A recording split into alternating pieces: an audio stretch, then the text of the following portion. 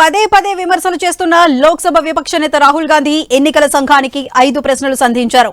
Digital voter జాబితా ఎందుకు ఇవ్వడం లేదని ప్రశ్నించారు. సీసీటీవీ ఆధారాలు ఎందుకు నాశనమయ్యాయని ఈసీని రాహుల్ గాంధీ నిలదీశారు. నకిలీ ఓటర్ల జాబితా ఎందుకు తారుమారైందని ఫైర్ అయ్యారు. ప్రతిపక్షాల నేతలను ఎందుకు బెదిరిస్తున్నారని ఆగ్రహం వ్యక్తం చేశారు. ఈసీఐ బీజేపీకి ఏజెంట్గా మారిందా స్పష్టం చేయాలని కోరారు. దేశానికి ఈసీ సమాధానం చెప్పాలని రాహుల్ డిమాండ్ చేశారు. భారత ప్రజాస్వామ్యం అమూల్యమైందని రాహుల్ గాంధీ వ్యాఖ్యానించారు.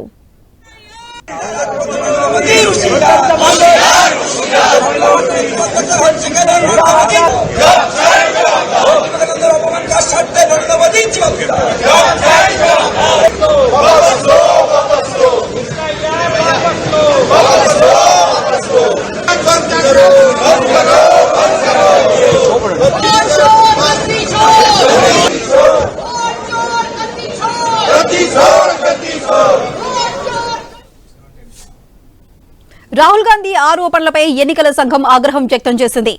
బీహార్లో 65 లక్షల ఓట్లను తొలగిస్తున్నామని తాము ఆగస్టు 1న ప్రకటన విడుదల చేసిన మార్పులు చేర్పులపై ఇప్పటి వరకు ఏ పార్టీ తమను సంప్రదించలేదని ఈసీ స్పష్టం చేసింది. ఓట్ల తొలగింపుపై విమర్శలు చేస్తున్న కాంగ్రెస్ అగ్రనేత రాహుల్ గాంధీ సైతం ముసాయిదాపై ఇంతవరకు ఎటువంటి అభ్యంతరాలు నమోదు చేయలేదని పేర్కొంది.